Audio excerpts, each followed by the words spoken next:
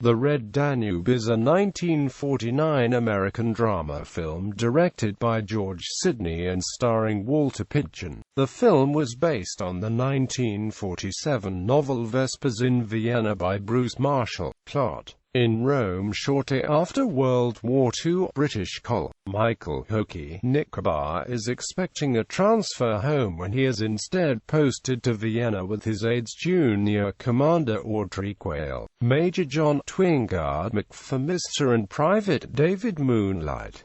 Hooky is assigned to assist Brigadier C.M.V. Catlock in monitoring possible subversive activities against the Allied nations and repatriating Soviet citizens living in the British zone of Vienna. He and his aides are billeted at a convent led by the friendly Mother Superior. At this convent, Twingo is drawn to a ballerina calling herself Maria Boulin. He falls for her instantly and tries to meet her, but she is reluctant to, until they are officially introduced to each other by Mother Superior. Twingo and Maria start going out, until Soviet Colonel Pinev reports to Hooky, announcing he is searching for a Russian ballerina named Olga Alexandrova, aka Maria Boulin. Pinev assures Hooky that he means no harm to Olga, and that it is his order to bring her back to the Soviet Union. Later that night, Maria and the Mother Superior reveal that Maria is actually Olga, a vulgar German. Shortly later, the Soviets search the entire convent looking for Maria. Hooky does not reveal that he is aware of Maria's presence, not wanting to put the Mother Superior's image in danger. However, after the Russians leave without having found Maria, Hooky announces that he will turn her over to the Soviets the next day, after he observes Twingo trying to help Maria escape,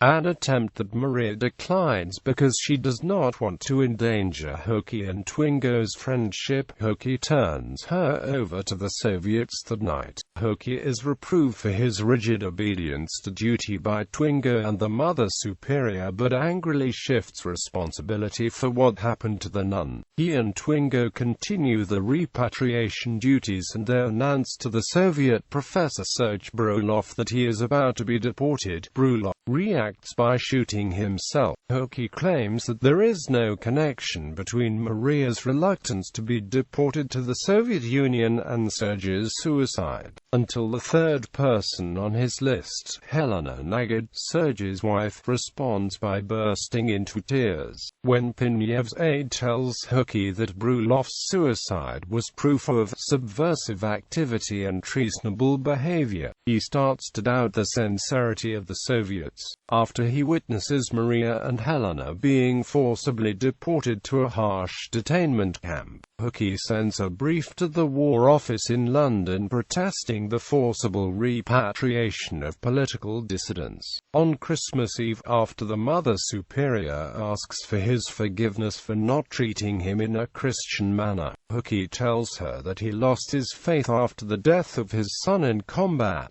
Catlock informs Hooky that the Soviets have sent into the British zone without authority a trainload of refugees. Hooky, enraged, goes to the train station to inspect them for subversive activities, where he witnesses the poor conditions the displaced persons are in. The Mother Superior, who accompanied him, notices Maria among the people in the train. Hooky upbraids the Soviets for their ploy, telling them he knows they staged the incident because they have no use for people too old or too young or too weak to work in dumping them on the British. Hooky learns that Maria escaped from the Soviets and uses the technicality of her being on the train to bring her to safety and reunion with Twingo. When Hooky and Mother Superior receive a visit from Pinev, who is looking for Maria, they refuse to cooperate. The next day, in response to his brief, Hoki is ordered to fly to Rome as a representative to a United Nations conference to end forcible repatriation, and helps Mother Superior join him to see the Pope on the same issue. On his return, he and Catlock are informed by Pinyev that unless Maria is surrendered immediately, the Soviets will cease cooperating with the British on all other matters. Catlock orders Hoki to do so, but he refuses and is fired